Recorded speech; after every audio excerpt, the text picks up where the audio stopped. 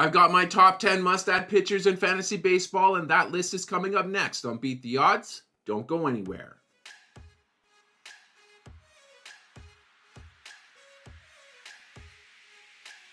Hello, sports fans, and welcome back to another episode of Beat the Odds. I'm going to give you my top 10 must-add pitchers for Week 9 in fantasy baseball.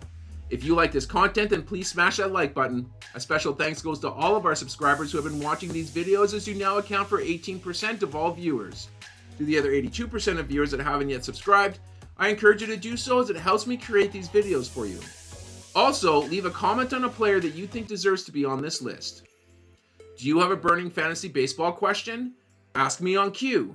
Go to askmeonq.com/beattheodds, submit your question, and for a small fee, I will personalize a response and send it to your email. It's super easy to do, and it's a great way to get fantasy baseball advice while also supporting this channel. Now let's get started with the list here. At number 10, we got Robert Gasser, 19% owned. Over the last 2 weeks, he's got 2 wins, 6 strikeouts, .82 ERA, and a .82 whip. Now, Gasser has been the recipient of some fantastic run support, leading to 2 victories in his first 2 starts, but he certainly did pitch well enough to earn the decisions. He's got a tasty start against the Marlins next week, so I definitely want a piece of that matchup. I don't see him as a long-term hold, but as long as DL Hall is sidelined, Gasser is certainly worth the look. Let's go to number 9. We got James Paxton, 49% owned. Over the last 2 weeks, he's got 2 wins, 7 strikeouts, .71 ERA, and a .87 whip. Now, Paxton has had his glory days. The version that you're going to be getting now is not much more than a mediocre pitcher pitching on a great team. But that's still worth a speculative pickup. You do need to temper your expectations, because there is a reason why he's available in over 50% of leagues. But if you need some cheap victories on your team, Paxton is a great option. Let's go to number 8. We got Cal Quantrill, 8% owned, 3 wins, 19 strikeouts, .92 ERA, and a 1.02 whip over the last 2 weeks.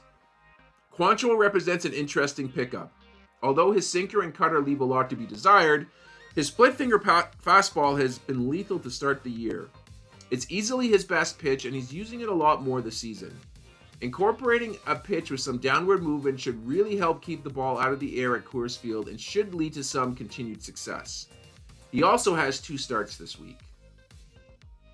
Let's go to number 7. We have Jalen Beeks, 12% owned.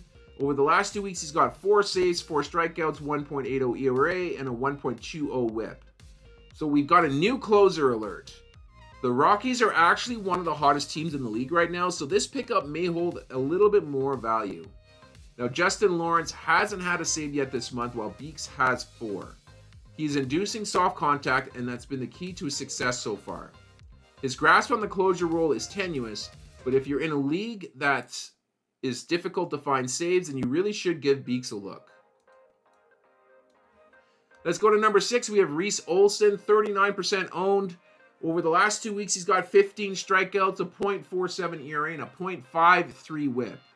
Like teammate Jack Flaherty, Reese Olson has been unlucky in the wins department. That is going to change, and you're going to want to have him rostered when it does. The Tigers' rotation is for real, and if they can find some more thump in their bats, they can make some real noise in the AL.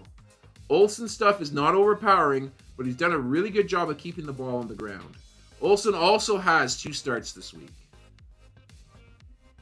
Moving on to number 5, we got Cole Irvin, 47% owned. 2 wins over the last 2 weeks, 10 strikeouts, a 1.50 ERA, and a .67 whip. Irvin continues to beat the odds. His repertoire is uninspiring, however, his control is elite. He is also able to keep the ball on the ground at a high rate, and that has kept him in the game long enough to qualify for the victory. And as we all know, the Orioles are winning a lot of games. He's still not a lock for a spot once the rotation is healthy, but he's worth rostering until that happens. Let's go to number 4. We got Michael Kopech, 31% owned. He's got a win, 3 saves, 5 strikeouts, no ERA, and a 1.31 whip over the last 2 weeks. I'm going to have Michael Kopech on this list every single week until he's picked up in enough leagues. If you need a closer, there is no reason to not have him on your squad. He has one of the sport's hardest fastballs, and he's the undisputed closer for the White Sox. I don't care how bad the team is, there's going to be save opportunities available, and Kopech will be there to make the most of them. Let's go to number 3. We got Taj Bradley, 43% owned. He's got a win, 13 strikeouts, a 2.45 ERA, and a 1 whip over the last 2 weeks. Our third 2-star pitcher of the week, Bradley, is at the precipice of ownership. If he breezes through this week, you're not going to find him on the waiver wire next week. He's too talented a pitcher to not give a shot. I like the fact that we're seeing Bradley throw his split finger pitch more, and that should keep hitters off his fastball. I also like his chances against Boston and Kansas City this week. Let's go to number 2. We got John Gray, 60% owned. He's got a win, 17 strikeouts, a 1.40 ERA, and a 1.14 whip this last 2 weeks. It seems as though many pitchers who are breaking out this season have made a crucial pitch selection change, primarily increasing the use of their off-speed pitches. Gray is going to a slider more this season, and opponents are hitting only 185 against it. He's doing a really good job hitting that low outside corner against the righties. I think that's going to stick, and Gray turns into a top 30 starting pitcher this year. And finally, at number 1, we got Clark Schmidt, 59% owned. He's got 3 wins, 21 strikeouts, a 1.37 ERA, and a .71 whip over the last 2 weeks. Pitcher on a great team? Check. More than 9 strikeouts per 9? Check. Decent ratios? Check. 2 starts this week? Check. Do you need any more reasons why you should pick him up? Schmidt is pitching like a borderline ace for the Yankees. He just rattled off 3 straight victories, his last 2 spanning 14.2 scoreless innings. Go and get him if you can.